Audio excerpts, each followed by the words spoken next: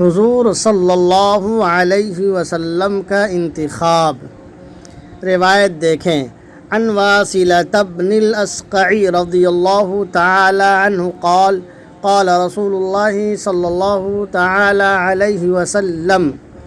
حضرت واصلہ بن اسقع رضی اللہ تعالی عنہ سے روایت ہے، انہوں نے فرمایا کہ نبی کریم صلی اللہ علیہ وسلم نے ارشاد فرمایا، ان اللہ اصطفیٰ کنانۃ من ولد اسماعیل علیہ الصلاۃ والسلام۔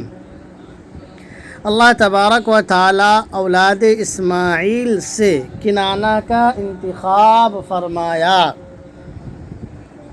واصطفیٰ قریشا من کنانۃ، اور کنانہ سے قریش کا انتخاب فرمایا۔ واصطفیٰ قریشا من کنانۃ، کنانہ سے قریش کا انتخاب فرمایا۔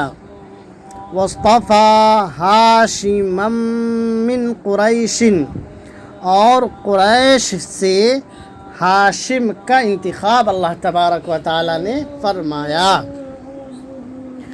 واصطفانی من بنی ہاشم، اور ہاشم کی اولاد سے اللہ تبارک و تعالی نے میرا انتخاب فرمایا۔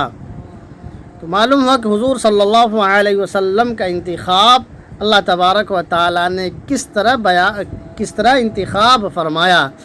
یہ ترمذی شریف کی روایت ہے، روایت نمبر 3606 ہے۔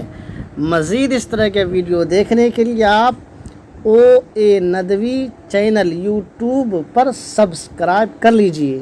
اگر فیس بک پر دیکھ رہے ہیں تو عزیر انظر کو فالو کر لیجئے۔